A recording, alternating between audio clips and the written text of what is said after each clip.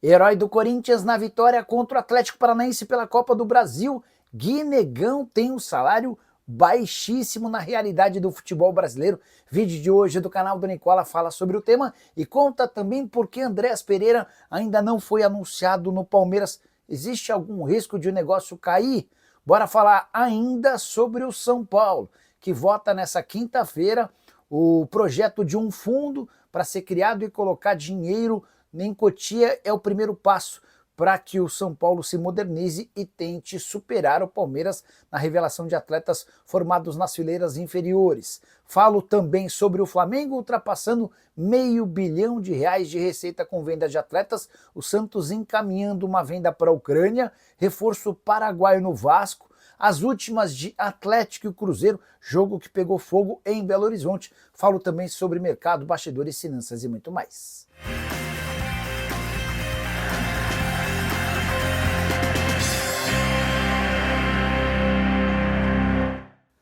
Fala aí pessoal, sou Jorge Nicola, bem-vindos a mais um vídeo do canal. Sempre bom ter vocês por aqui, sem perder tempo, pedir para deixar like, se inscrever no canal e ativar as notificações. Preciso lembrar vocês que o nosso grupo de Telegram segue dando várias dicas super importantes, índice de aproveitamento bem legal para você receber minhas sugestões antes de fazer sua fezinha, bem simples, link no comentário fixo ou na descrição do vídeo. Você clica em qualquer um deles, vai ser direcionado para o nosso Telegram e a partir daí basta se inscrever que você começa a receber as sugestões e aí faz a fezinha que considerar mais inteligente, beleza? Tudo absolutamente gratuito, você não vai gastar nenhum centavo. Bora começar o vídeo com aquele tradicional giro de notícias e a primeira informação é sobre Memphis Depay, que voltou a jogar pelo Corinthians depois de 21 jogos. Ele participou da vitória alvinegra por 1-0 contra o Atlético na Arena da Baixada. E foi justamente por causa do gramado na Arena da Baixada que o Memphis resolveu se posicionar em suas redes sociais. Ele escreveu o seguinte, abre aspas, a grama artificial mata o jogo. Brasil, quando vocês vão ouvir os jogadores? Interrogação. Memphis não gostou da experiência. Quero contar também que o Sport analisa a chance de mandar o jogo contra o Flamengo, válido pelo Campeonato Brasileiro, na Arena Pernambuco, tudo em busca de mais receita. A Ilha do Retiro, o estádio do Sport, comporta 26 mil pessoas na Arena Pernambuco, a alguns quilômetros dali, capacidade para 45 mil torcedores. No G4 da Série B, o Criciúma ainda pensa em mais 3 reforços até o fim da janela de inscrições na segunda divisão. Você sabe, a janela se encerra na próxima terça-feira. Já o Red Bull Bragantino não confirma interesse em Matheus Donelli, goleiro que está afastado do Corinthians há mais ou menos 1 mês e meio. O jogador foi sugerido ao Bragantino, que ficou de avaliar, mas não avançou.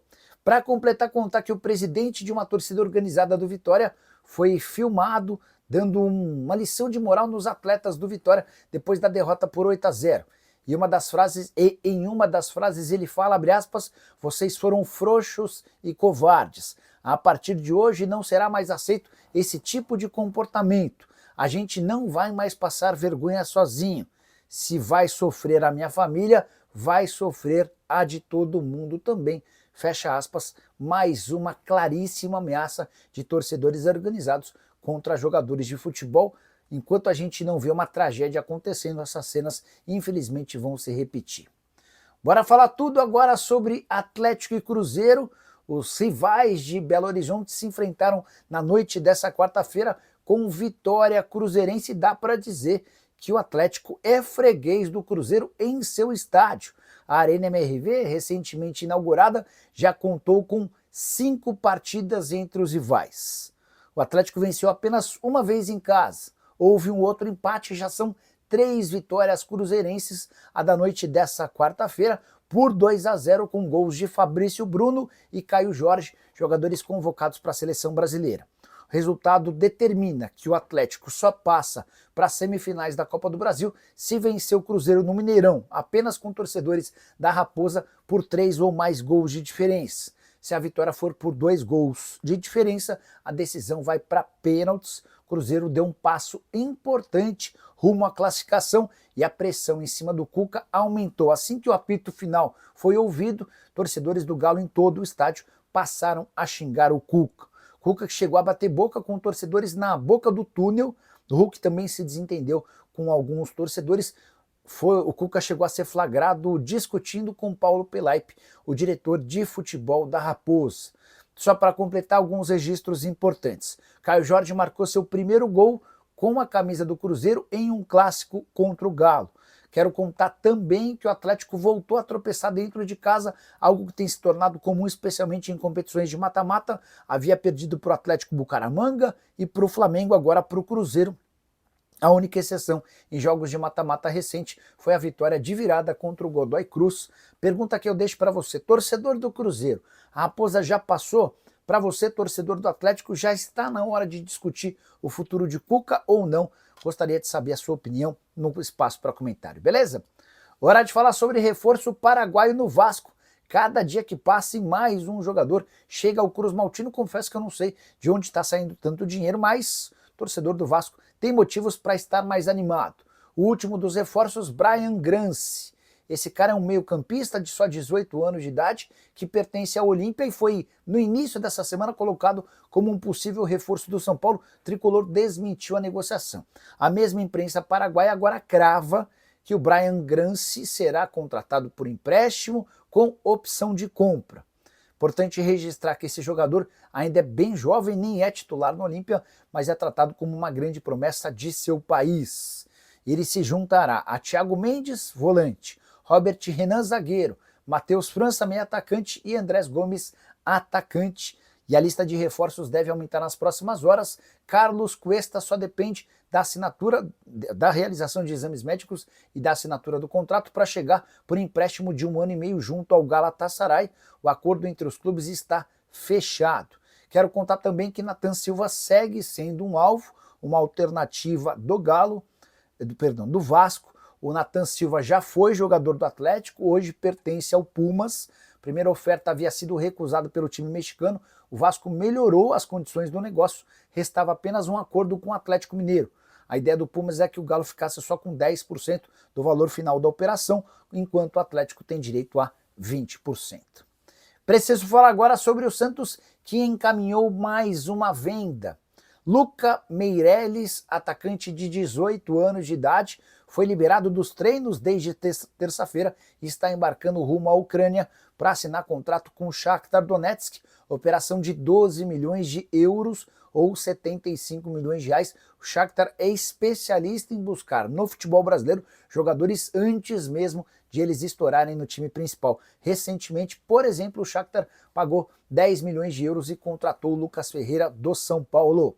O Luca Meireles vai passar por exames médicos assim que chegar na Ucrânia, vai assinar contrato e o Peixe vai formalizar esse acordo, dinheiro que é super bem-vindo para um Santos que passa por enormes dificuldades financeiras. Só para completar em relação a reforços, Alexandre Matos busca de 4 a 5 contratações e corre contra o tempo, até porque a janela por aqui se encerra na próxima terça-feira.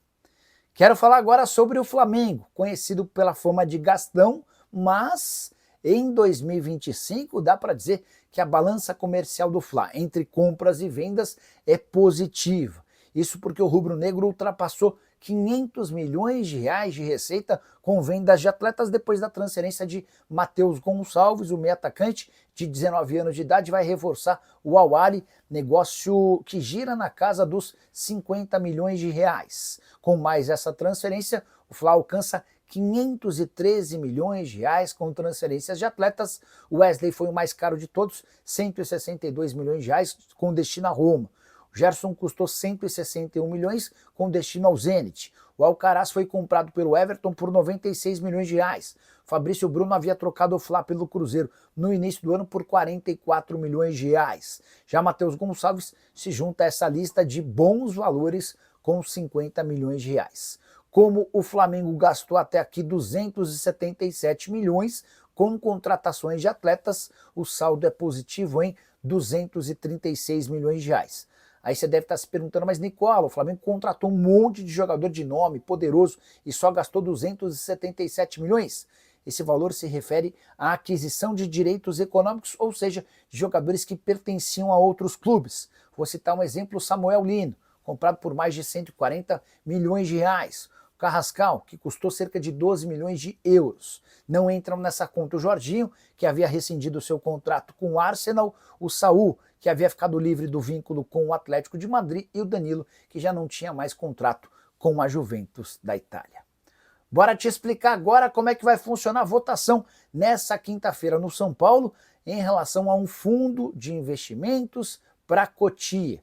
Essa reunião acontece dentro do Conselho de Administração, que reúne notáveis de diversas áreas do São Paulo. É o primeiro passo do tricolor para que esse fundo seja aprovado, e o objetivo do São Paulo é transformar Cotia num centro de revelação de atletas superior ao do Palmeiras, que nos últimos 10 anos faturou mais de 2 bilhões de reais com transferências de atletas. Já havia contado para vocês desde o fim da semana que o objetivo é se tornar ou criar um fundo capaz de arrecadar dinheiro e que permita ao São Paulo contratar os melhores jogadores da América do Sul, do sub-11 ao sub-20.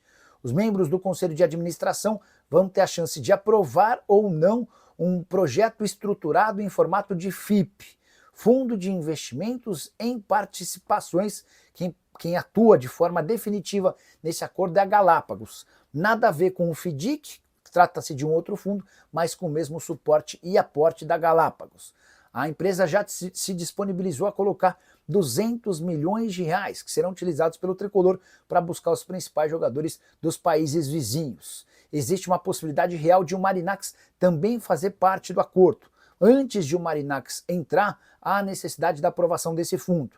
É possível, é natural que o Conselho de Administração aprove nessa quinta-feira. No mês de setembro vai haver a votação no Conselho Deliberativo e a partir de outubro esse fundo já deve estar operando com esses 200 milhões de reais aportados. E é nesse contexto e nesse momento que o São Paulo vai procurar o Marinacks, o grego, que é dono do Nottingham Forest, do Olympiacos e também do Rio Ave, para ver se ele quer fazer valer aquele MOA, aquele memorando de entendimento que existe entre as partes e que vai permitir ao Marinacks aportar pelo menos 100 milhões de reais. A partir dessa grana ele passa a ter uma série de vantagens, como por exemplo a inclusão de pessoas da sua confiança no dia a dia de Cotia, para captação de atletas, para a condução de treinos e até para percentuais de vendas futuras. Isso tudo vai estar condicionado à quantidade de dinheiro que o magnata grego vai colocar no projeto. Se o Marinacks recuar e desistir de colocar dinheiro, o São Paulo já vai ter o fundo estruturado e funcionando com o aporte desses 200 milhões de reais da Galápagos,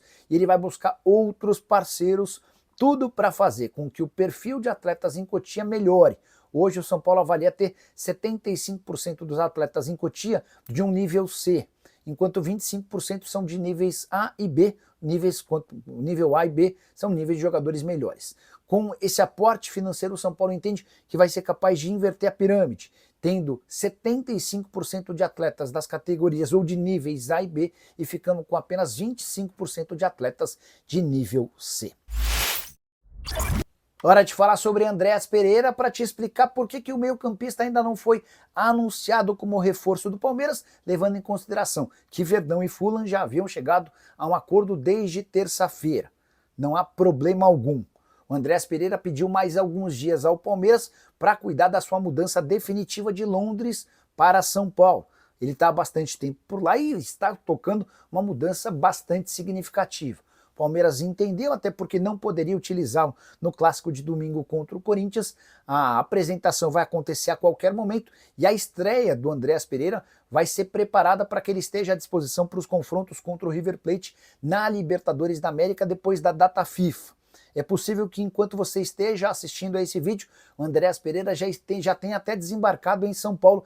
A previsão é de que ele chegue nessa quinta-feira, ainda sem horário confirmado. O Andréas não foi relacionado para o jogo do Fulham, como já não havia acontecido no final de semana. Ele já passou inclusive por exames médicos para se tornar reforço do Palmeiras, operação de 10 milhões de euros ou 63 milhões de reais fixos, a mais 2 milhões de euros em bônus. Negócio do ponto de vista financeiro espetacular.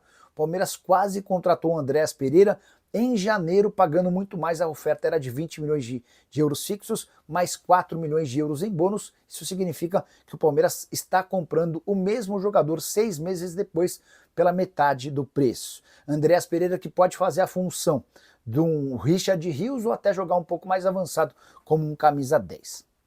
Só para completar um bastidor, O Andréas Pereira aceitou jogar no Palmeiras porque está convencido de que se fizer sucesso por aqui, vai ter seu caminho facilitado rumo à seleção brasileira. No Fulham, ele teria mais dificuldades de chamar a atenção de Carlo Ancelotti. Bora falar agora sobre o Corinthians, mais especificamente de Guinegão, atacante de só 18 anos de idade, que virou herói do Corinthians depois da vitória por 1-0 contra o Atlético Paranaense na noite dessa quarta-feira na Arena da Baixada. Foi do Guinegão o gol corintiano.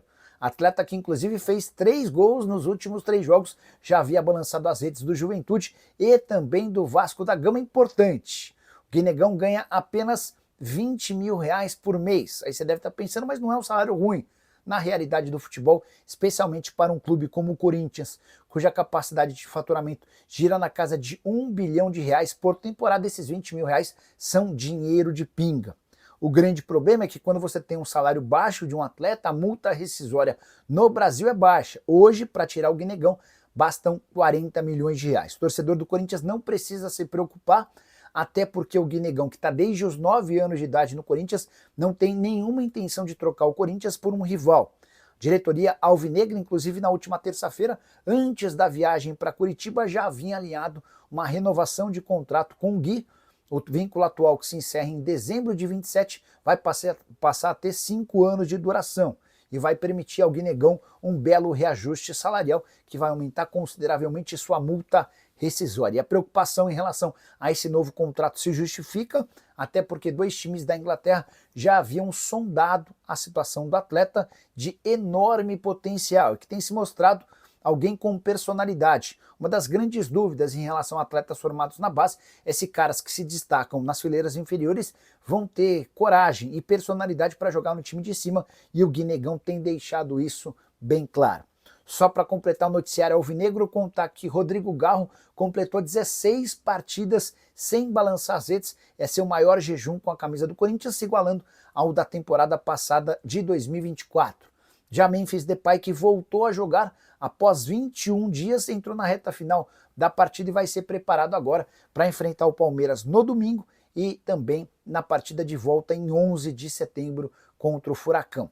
A nota triste do Corinthians nessa quarta-feira foi a lesão de Mateuzinho.